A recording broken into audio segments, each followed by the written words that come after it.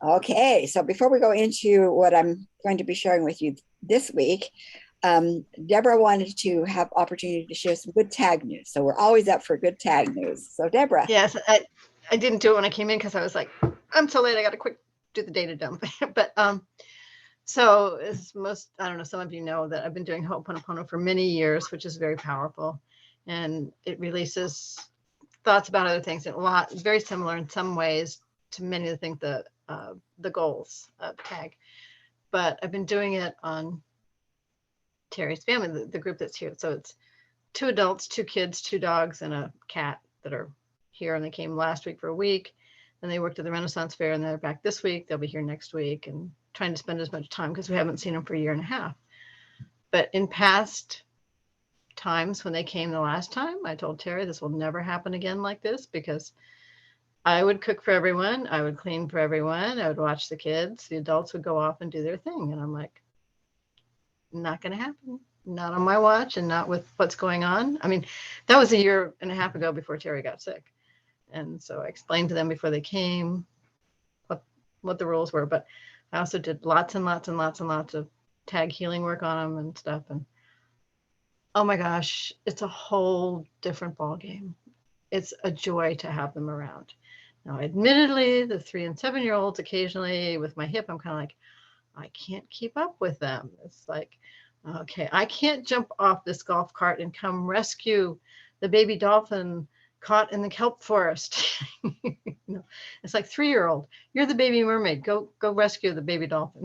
But while I sit in the golf cart, but um, but it's been a real joy, and they've been cooking and making us wonderful meals, and we've had great time. And when I've had to go do things, it's like okay, so and we're all doing the tag parenting, grandparenting, whatever. And it's when they went to I set up to go to the zoo.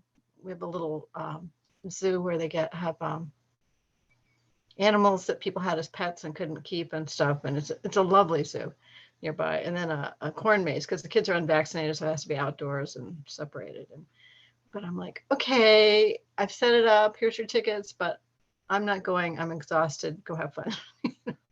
So but it's been really good. And after what, probably 10 years of cleaning on the two adults, it's incredible because there's been a lot of change in the 10 years, but with the tag work, it's been amazing. And plus I always work on them in their cars because they pull they work at a Renaissance fair. So they live in a trailer at the Renaissance fair and pull their trailer from Texas. And they have an old trailer and an old truck. And then they have their van. And so I always just clean them and ask for healing. But when they got here, they said, oh, the brake when he dropped off the trailer the parking brake wasn't quite right in the truck. And he brought it over and we said, take it to this guy who is down the road that we know pretty well and has a shop that does that kind of work. And we can park his truck over there. Well, Danny got into it. They couldn't get the parts because it's an older truck and the backup of all the supply chains. So they didn't have it in time to pick up their trailer, but it all got worked out. Cost them $30. They're Good Sam's Towing to get it taken, and the guy delivered it to it. And the guy who was working on the truck, we were a little upset because they weren't keeping up real well with us on timing. Turns out it was so bad. And he's like, I couldn't let it out of my shop. Nobody is allowed to drive this truck. It is so unsafe. He said he couldn't. He said it wasn't just the parking brake.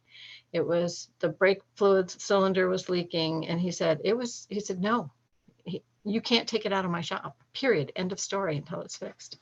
And so I've done other work on Cyrus when he's driving it that he's like, wow, I almost went off the road. It was just this close to death. And I'm like, so I don't know how many times I've saved this guy's life, but and what our karma is, but it's been quite a few times. But the tag team work, it's just really, it's so nice to have them here as opposed to a chore. And I don't mean that badly, but it was a chore before. So thank you. Thank you, Sharon. Yeah, thank you, tag people. Yeah, like I said, we're really fortunate to live in the time we're living. I was with a group and they were doing ancestral release and pointed out that we really have to understand that our ancestors did what they had to do, even as the ancestors had to do what we had to do. And we didn't have the plug-in, the voice of authority, the wiring had been cut. We had to survive. We had to make ourselves small. We crippled everything along the way, but here we are now going back and making a change for them too. So, okay. So I'm going to kind of go over a tag session. I know we did this, I think the first or second class, but I'm going to go over it again because we're getting to the end of, having all the pieces together. So of course you all know that you're going to be able to, your presence and the space you hold is really important. I'm going to share this screen with you. And it's what I sent you as a handout. It's also on your on the website. So here it is. And this clearing protocol level 1 was the printed out in 1998. This is not new. This is 1998. It had been put away in my history boxes, and I wasn't even sure I could find it, because what the team would have me do is bring a client in, do everything I knew to do on the client, the crystals, the pattern, whatever. And then that would be all I'd know to do. And then they'd show me something in the energy field that I didn't know what that was. And they said, okay. And so I had to put a name to it. And then we did that. And so this tag was built piece by piece by piece by piece, step by step by step by step. And I didn't do the work. I held the space and used the law, ask and receive. I didn't know that at the time, ask and receive. I needed to ask in order for those who knew what to do the work. But if I didn't know that there was this big clog of energy throughout the connective cords, I thought the cords that connected us were really clear. They weren't. They were blocked, full of blockage and yuck and storage. And so that's how this came to be. Now, this first part, setting intention in space, is probably a lot more in depth than the ones we use now. So this will give you, it will just give you more insight. It might trigger something. I want to make sure I say that, but all of this is part of the protocol anyway. I'm not going to go through it because, we've got other things to cover, but there's the setting of the space. And now we do it quite simply, but that is covered. Now, when you activate you set the space, I'm going to act as if the client is on the table. The client is on the table, or you have the client's name there on your paper, and you set the space for the client. And when the person is on my physical massage table, first time I did 2 weeks ago, I did an in-person for the first time in like 2 years, probably. I put a light blanket on them, a little blanket on them, because I am going to put those all color stones right down the midlight and wherever else I feel they need stones, or it might be pine cones, or it might, I never use clear quartz for this part of the process because they pick up vibrations. So they could pick up the negative vibrations that are being eliminated and hold it within themselves. And then you'd have to clean the crystals, and that we don't need them to do that work. I do not use clear quartz on this in the tag work for this. So you've got them on the table. You put a little covering on them. My clients are fully clothed without shoes because I don't want leather on their feet or rubber on their feet. Fully clothed.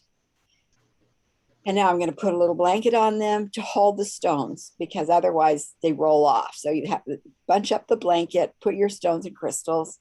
I'm not crystals, your stones, and I also use bottles of essential oils. If there's, if there seems to be an oil or Bach flower remedies, anything that I have in my healing space that get called for, it's like creating a mosaic on the body of these various vibrations based on what you feel to put there.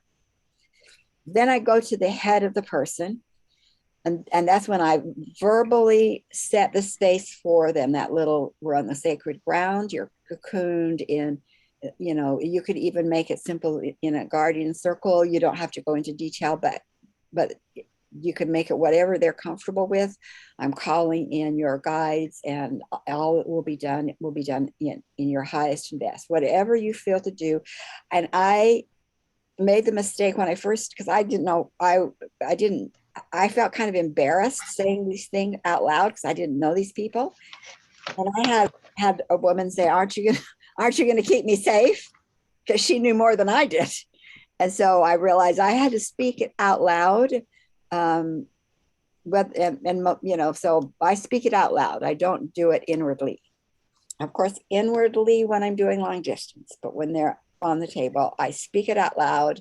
And then I do that little just a guided journey, take them to a grove where they can be held by the stream or whatever you feel to do, so that they are in a safe place, knowing that you'll call them back when the session is complete.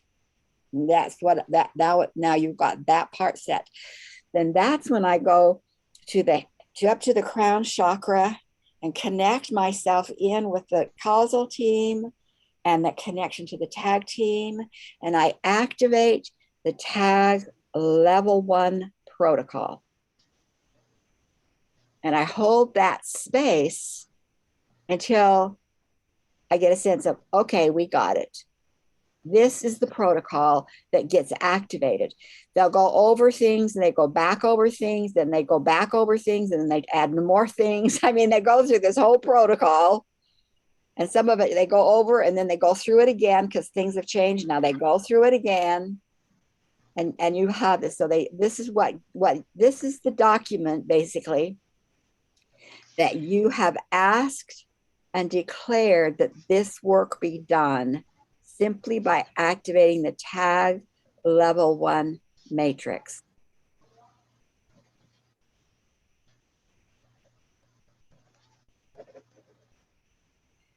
So you know, in your spare moment, you can read through that. I suggest you do. It may very well bring up questions like, oh my God, what does this mean? And some you may totally understand, but that gets done. Now, once you've activated in behalf of your client, then what I usually do is, again, when they've got an issue, right? And you can, at that moment, check and see, is there anything more that needs to be done? If sometimes you'll feel to, you know, sweep through the energy. Sometimes you'll feel to stand at the foot or be at the foot and anchor from the foot upward, whatever needs to be done. Then you turn the client and the work over to the tag team and their causal team.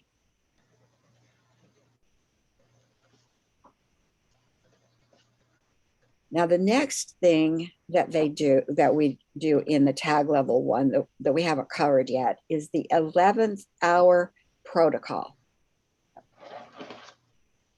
Have any of you heard of the 11th hour protocol? Okay.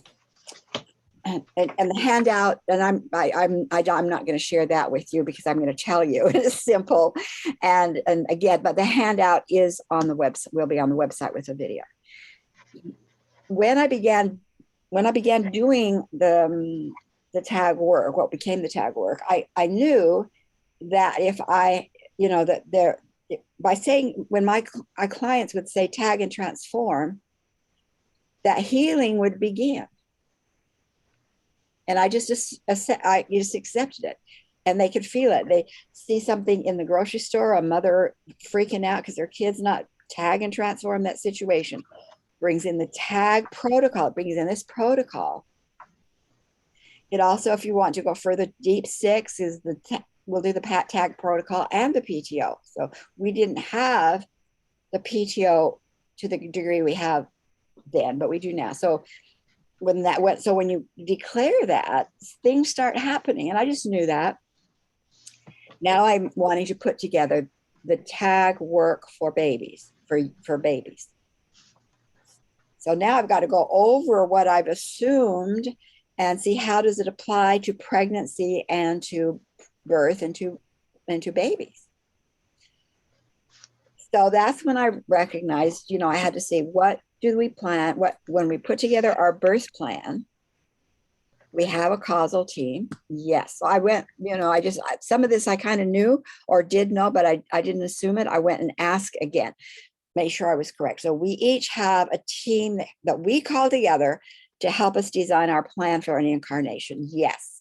I'm calling it the causal team because that just because I am the causal team. So we all have a causal team. That's a control central. It's in the seventh world. That's where we are before we come into a bodysuit. Our causal team helps us design our plan. Our plan will have in it contracts we want to resolve things with one another, or carry on relationships with one another, or make healing. It's like we make contracts. We won't have an overall reason for incarnating. So I call that the assigned vibration.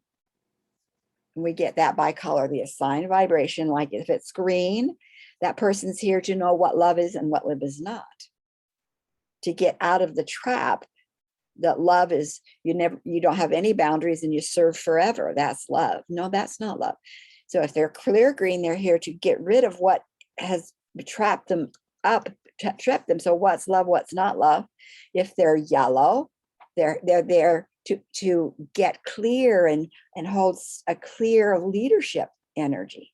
You see, that as an overall presence that doesn't tell them what career they're going to be in. They might be a massage therapist and be a yellow assigned vibration. So they'll be a very clear massage therapist, and they might even be a leader in the field then. You see, it will color what they do, but it doesn't determine a career, only qualities. And it usually involves things that they want to heal in order to do that. Assigned vibration. Also, we determine what skills out of all that we have available, all that we've developed, and we have had them all, what specific skills and abilities do we want to bring in for us to help us accomplish this particular life mission? So our skills and abilities, our gifts, our dreams, our visions. Okay, that was all correct. Absolutely. Then I said, well, what about this energy that seems to be what I now call negative karma? We each decide to bring in patterns that will manifest as negative experiences. So we bring in patterns. Some of them are ours from other lifetimes. Some of them are family genetic patterns. Some of them are patterns within the female psyche. Some of them are patterns within the psyche of humanity. They come from a lot of different places, and we choose them and put them into our birth plan to bring them into this physical bodysuit. And the reason we bring them into the physical bodysuit is to transform the pattern, to release the pattern, to heal the pattern. And every lifetime, we bring in a different amount of the negative density. So one lifetime, we might bring in 400 density points. And that's just something we use in the tag system. 400 density points. That's a very, very little. That person's life, they might look like an ascended master from birth. That's very little. Oh, there's an old soul. No, this is just their lifetime. It'd be easy. Some of us bring in, I'm running into people now that are bringing in 2,700 points. That's a lot. And that's a lot. Then you add to that the fact that in the most powerful place to be as a healer is in a physical body. Why? Because in the physical body on this planet, one individual has the power to say yes or no. Yes or no. So those patterns that were created and now part of our energy, of everybody's energy, they're not designed to snap back to light by themselves. We formed them. They are solid formed. They are patterns. We bring them in with us in a lifetime in order to transform them or heal them. But this is what's totally blew me away, is that, and this has been the number consistently, so I think it will remain the number, but I often check periodically. I check 90% of the negative patterns we bring in were intended to be transformed by decree by 1 year old.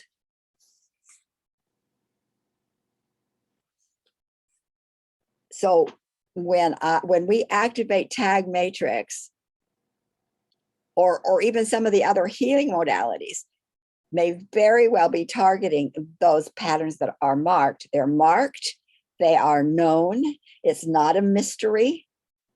And when there's a decree made that they be transformed, they are released back to light, and any parasitic that was involved taken back to their home, now back to home source. So think what that is.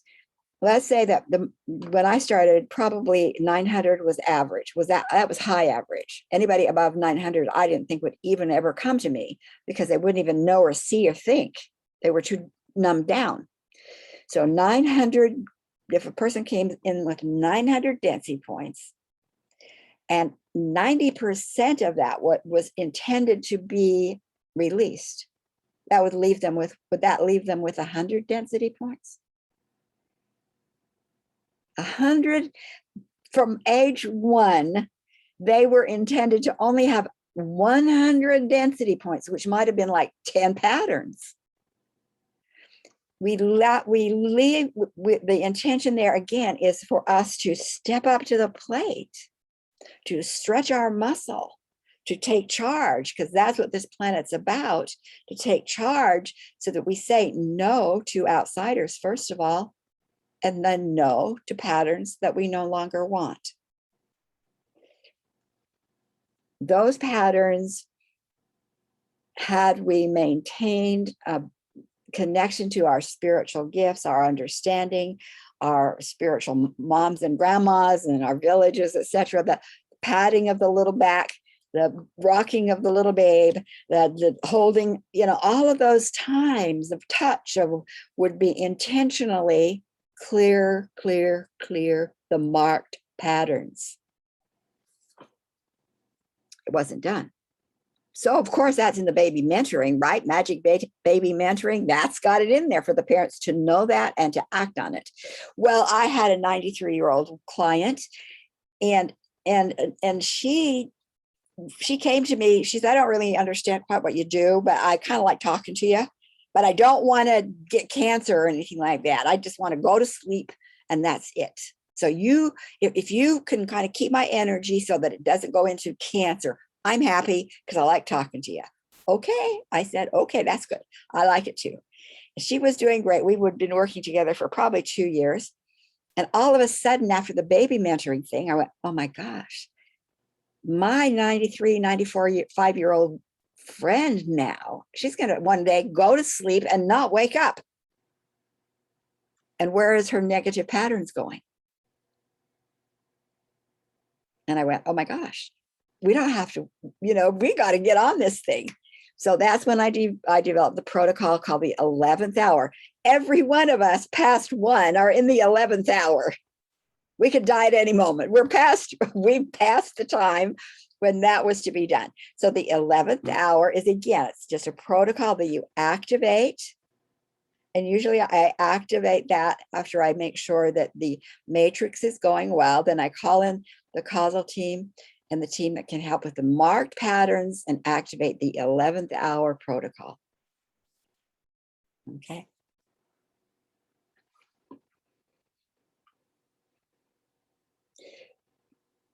I have had clients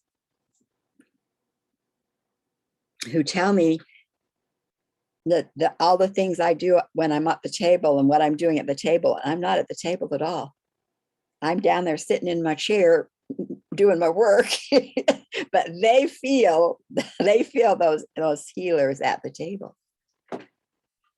So you get that started, okay? And then that's when, at least when I do, when I then have a little place to sit where I can sit, I can make sure that that's all going. If they need anything, I'll hear them. And I sit, and that's when I get myself centered in their issue. Now, remember, as soon as a client books with me, and of course, all of my is long distance now, basically, I put their name here on my notepad. I triple cocoon them. I put their issue, because they'll usually tell me issue. I write the issue, and I put it in an ice cube, write freeze frame, triple cocoon, and the date of this that I'm going to do, I'm going to have the feedback session. So that's already, things are going on for them before I ever go into session. So go into session, and that's when you would say, okay, this is the issue. That's been triggered. So that's what they see. That's the tip of the iceberg, right? But something's triggered it. There's an old pattern. What's the pattern? And that's when I use the pendulum. They're in relationship with someone. Was it male or female? What did they feel from that other person? How did they react to it? What were they left with? And sometimes there's even the next step. And they landed here, because sometimes it's a progression. Usually I find it's a 3-step progression, but every once in a while there's an even more impactful fourth part projection. So I get the pattern, and that's what's often helpful for the client for you to give them feedback. Well, the thing that happened is you had some kind of experience that was old, and this is how it unfolded, and it triggered some in your energy field that you're now feeling not so good. And often that's important for them. The other thing you could do at that point is make sure that other issues, because one pattern might be a recurring pattern. You want to make sure that all the recurring patterns. So how many patterns are we going to put into this one issue situation? So that's when you just ask, okay, I got 4 patterns here. So I froze frame the pattern. I know what it is. Froze frame the issue. I know what that is. And then that's where the process that I've given you now is the dialogue process. Where did it begin? Where's the most intense place, or where's the most powerful place to make a change? Any of those questions to take you back to that place to make the change. That will give you a new reality statement. And what we're doing now is downloading the evolutionary blueprint within everyone in the village. We're not just getting the women's circle corrected, because that's an important part of it. But now because at this point I'm not seeing any experience that began imbalanced negative situations in our earth life that wasn't because the women's voices had been unplugged, had been unwired. So that leads back to getting that wiring done, the circle, owning it, the circle, feeling the energy of the outsiders standing up and not acceptable here, holding the space so that the outsiders are now taken out of that village space. That seems to be common now, really common. Now that we have that in such clear understanding, and see what you get. I mean, that's what I'm finding. So once that's done, then the download of the evolutionary blueprint for that circle, and then in imagination going into the village and downloading it into the all the individuals in the village.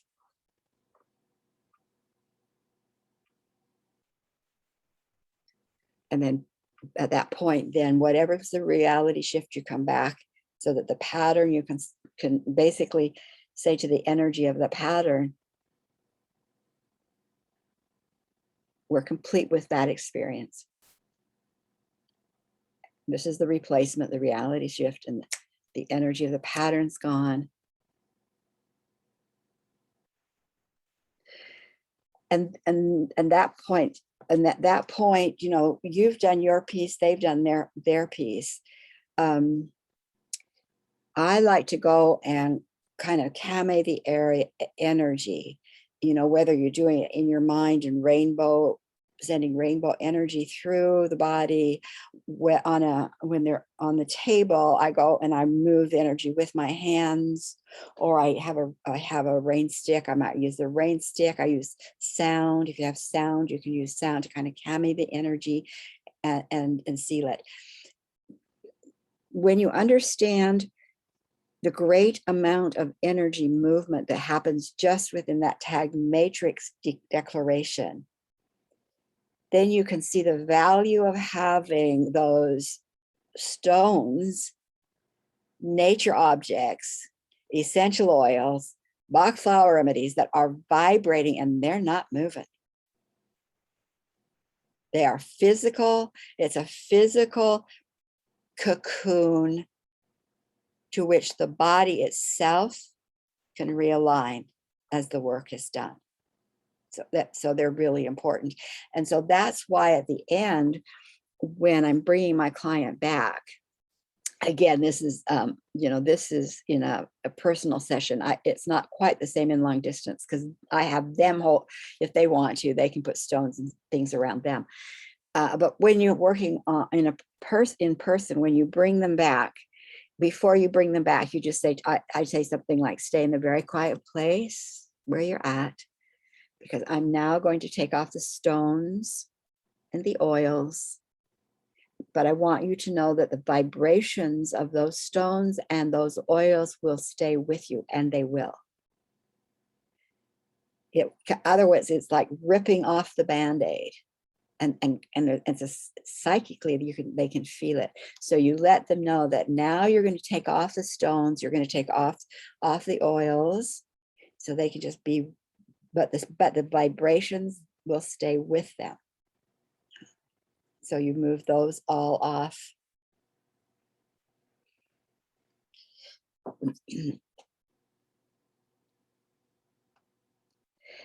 And then as you bring them back, say now when you're ready, you can walk back up your path and be present with me here in the room. And then just hold space along with the energies of the stones and the team until they come back. And that's when you're in long distance. I mean, when you're doing in person. And long distance is, you do a lot of this in imagination, and it's similar and maybe not quite the same, but it has the same purpose. Okay.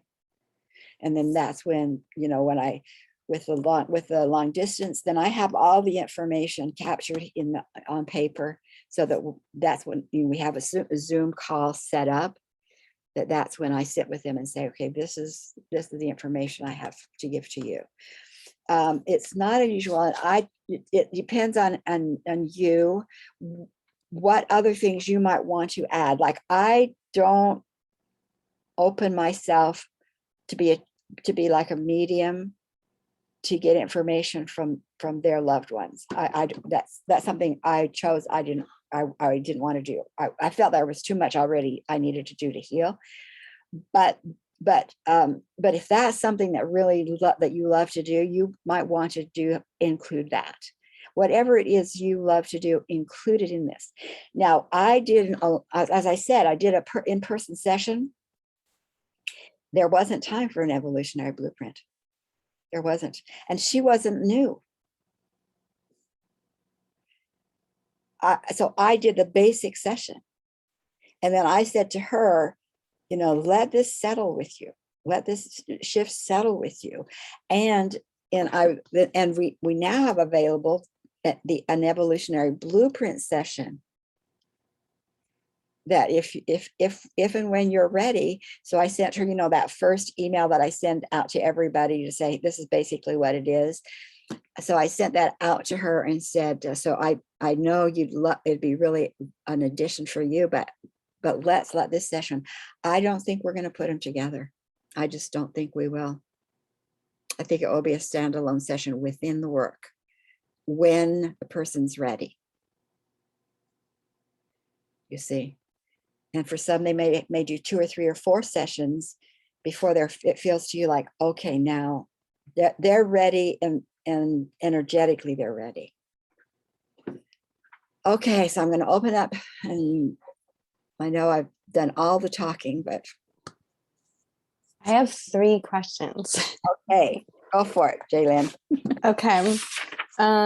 So I'm curious one of them's kind of 2 questions in one. How do you clarify density, and or when you're asking how many patterns are here, is it like you feel the number and then you ask the pendulum if you're right, or is it something different? And then the other question is, if I'm working with a male and I'm going through the process of going back to the initial, is it pretty much the same? And those are my questions. Yeah, it's very much the same. When I'm ready to do the pattern, one thing I ask is it in, and again, it's just you can shorthand this, but you could say, is it a pattern from this lifetime? The reason you would want to know that is you would know that it's a female body. So you could ask, is this a pattern? Are we going to go? Is it a pattern identifiable in this lifetime? Yes. And the person on the table is female. Then you put female. If it's male, you put male. And then the other person is what? Male? No. Okay, then female. But if it's another lifetime, then you'll want to ask, what in that other lifetime was this person male? No, female. So it's not uncommon at all, especially now I'm getting more and more females whose patterns are from male lifetimes. So they're dealing with some kind of a male pattern, but you do that this very same way. But that's one thing to think about, is the pattern in this lifetime. You're starting with your client's gender, but if it's in another lifetime, you'll want to know what the gender was. And the other question was about density.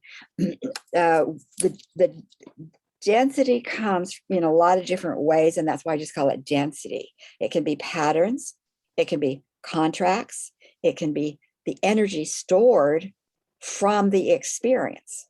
Those are 3 types of, and that's probably not all of them, but those are the main ones that we work with, that we kind of cluster things under. So when you're asking, if you're going to ask how much density did this person bring in with their birth pattern, if you're going to ask that, what I do is I just use my pendulum, and I start at like 900. And if it goes, and then I watch, I'm starting at 900, and off it'll just swing. Okay. And then I might go up. Is it 1100? And if it's no, then I know I have to go down. Okay, it's not 900. Is it 1,000? No, it's not 1,000. Is it 900? No. Is it 800? And the pendulum, usually if it's my pendulum, it swings to say, okay, let's get started. And then when I go, let's say I'm going to go up, then it will start swinging yes or no. No, don't go that way. Don't go that way. Okay, then I start going down. And then it keeps swinging, whatever it's swinging. It doesn't really mean yes or no. It just says keep going. And then when I get to the right number, then it starts swinging up and down. Okay, right there. And then I ask to clarify, like say it stopped at 700. Then I stop to clarify. and I clarify, is it 700? And that's when I would expect a yes or no. Emma has created, taken the color chart, and she's made a number chart. So you can do that. Like you could do a number chart for anything. What do we have a number chart where there's 10, I think, but I don't remember. But if I were going to do a number chart for density, I would probably do at the low end, I would probably be 400. I don't think the people any lower than 300. So 300, and just do the same thing right on up to, you see. And if you get to someone that is like 900 or above, it doesn't mean that they've got too much density or that's too difficult for you to work with them at all. Because what you bring to them is something they've never had before, and it will help get that density down. Now, you may not have all the understanding and processes from tag 2 or 3 yet, but you have enough processes to help anyone with any amount of density. Okay. And you could make up charts like that for anything that anything that you find. Oh, there's some common things here. That you could make up charts and share it with us what you've made. Any other questions? I have a question, and I apologize, I had to step away, and you might have already answered this. Okay. So if your client's male and you're doing the time travel, is it always that they're in a female body that you need to do the work on? Or what happens if he's still a male in that lifetime where the seed was? Do you heal the men in the tribe? Or Yeah, that's a good question.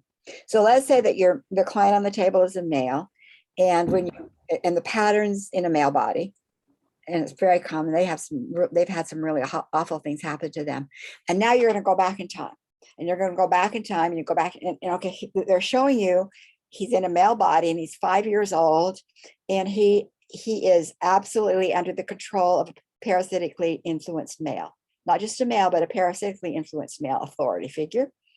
And that authority figure has absolute control. And this little guy is in stress and then dead. Okay, now that's like a blood sacrifice situation. So what you do is you go back before, okay, freeze frame that. Whatever the male is in, whatever the situation the male is in, freeze frame it. Now, when you go back, you want to go back to a time when he, and it might be the same lifetime, was in a situation of divine, hey, harmony, and things were working well. He's in a family, he's still male. But the problem wasn't him. It never was our men. So then what you do, then what I do, and especially, if it's a young boy, a young child, then I ask to speak to his mother.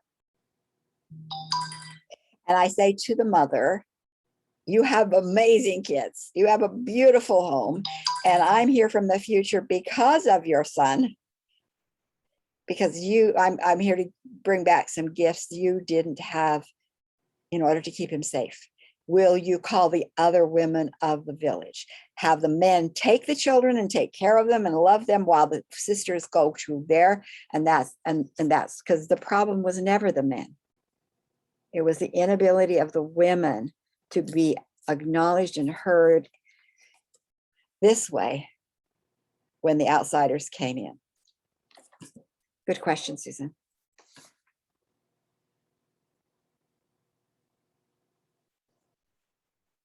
Anything else?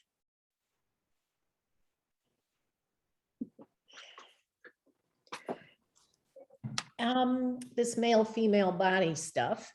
Yeah. I'm kind of wondering how that plays in with all of these transgender people that we're running into now, and asexual people, and all of these middle sex people, if it makes any difference.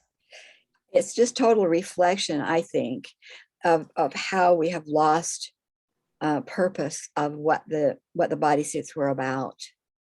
And not only that, then you and then you and we've lost understanding that if I was in a male body last time and I come into a female body, I might feel very male, and I might have male things to issues to clear up.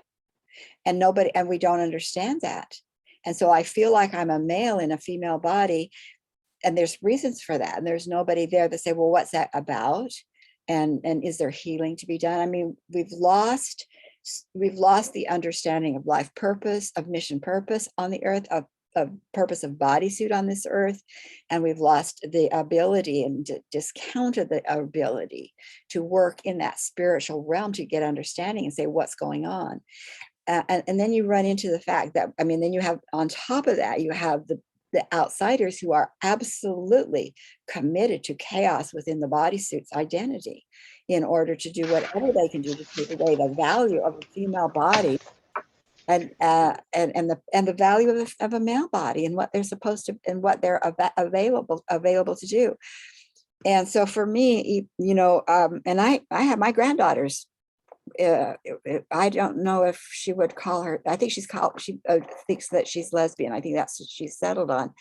But it has nothing to do with the fact that they might be fine. I mean, it's the bodysuit's assignment.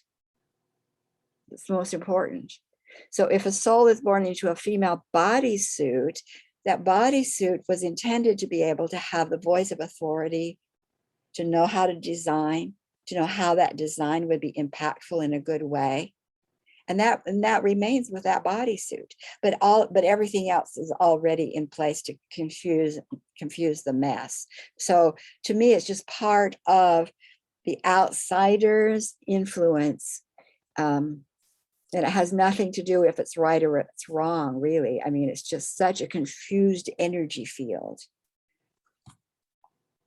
I guess my next question would be, if you have a friend who has gone through the surgery and everything to switch genders, how would it be considered to be cruel to do this energy work on them and get their original bodysuit in alignment with soul's purpose, when at this point they've put all this Well, what energy? you know, looking at it a different way, that what we're really here to do is get them restored to their soul harmonic, which has nothing to do with a bodysuit. So the healing energy, you know, the patterns that I'm not enough, the patterns nobody cares, the patterns that I don't fit, the patterns of attachment to parasitics, all part of what they are. That's worth doing. And it has nothing to do with us telling them then how for them in this day and time to express that soul energy. You know, I think a big part here in the Western, I don't know about the other parts of the world, but I think one of the big parts here in our country is such a definition of what a female quality is. I mean, I don't remember as a child having that put on me as I grew. I was just a child in a body, and we climbed trees and we dug and we, you know, we did all kinds of stuff together. I didn't know that I had to wear a dress, but I mean, I didn't know that pink was my color and I'm supposed to be. There's just that identity that I don't remember having to fight against, that seems to be more and more have been more and more entrenched in our culture. And so if a male, the male's mission is their heart center, to bring energy down. That it's already encrypted with some beautiful blessing energy, now bringing it through the crown chakra into his heart for him to see, oh my gosh, I want to add blue, green, and purple because this is what I'm feeling. Oh, well, that's women. No, the heart is men. And so if this is how a man has been raised, so he's still heart connected, and the men are telling him to tough up, he might think he's in the wrong body when it's not the truth. He's just aligned to what that body was all about.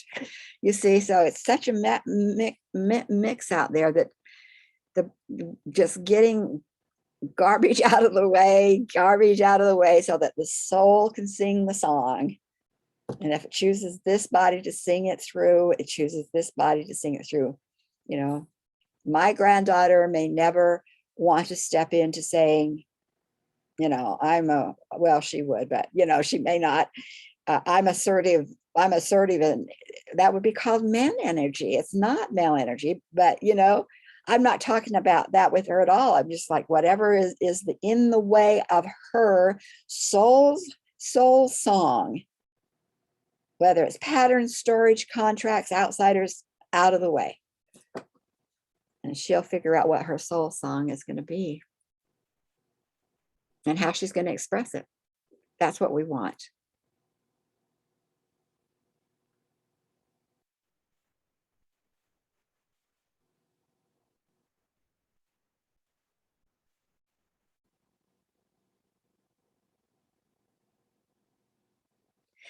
And we have to remember too that those missions and the assignments had purpose, especially as it relates to outsiders.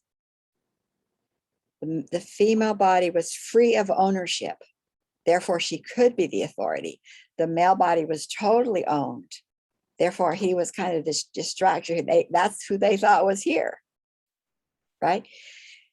Even when we did the evolutionary blueprint, because there's so many, really, I mean, so many in my world anyway, so many of us who understand, we've stepped into our place of power. And I said to them, because the chakras unfold differently for each male, and I mean, for male and female, they do not unfold the same. First chakra, yes, the same.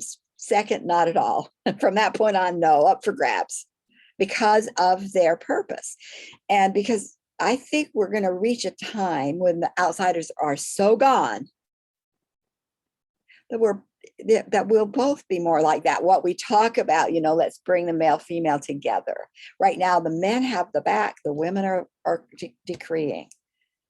And that's and the guy said, no, we can't do that yet. We can't do that yet. It still has to have the female still have to do what they have to do, and we have to get the men doing what their heart is to do. And so right now that's the way it is.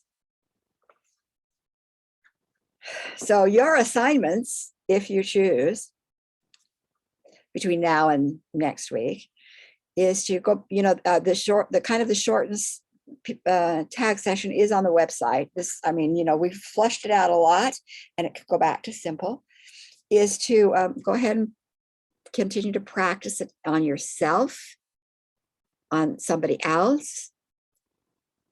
How many issues? I still find, I mean, I'm still doing my own issues, and I've been doing it for 30 years, you know. Oh my gosh, I didn't realize that. So you can practice on yourself. You'll be able to do that for a long, long time, but practice. And then next week we'll do, I'm not sure, I think I know what we're going to do, but I'm not going to say what we're going to do because who knows. And then we go into a practicum for 2 months until January, meeting the second and the fourth Wednesday. Okay. Take a breath.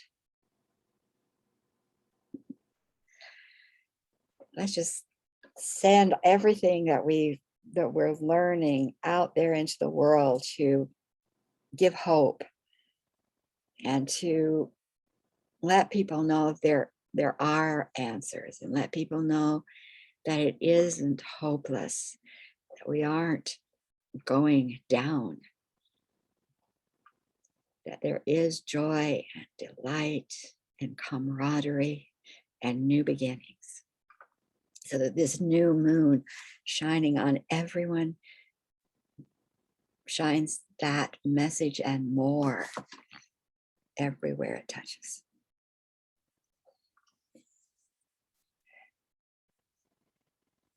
And those that we've put in our healing pod, our sacred space cocoon, may they continue to be held and blessed through the week.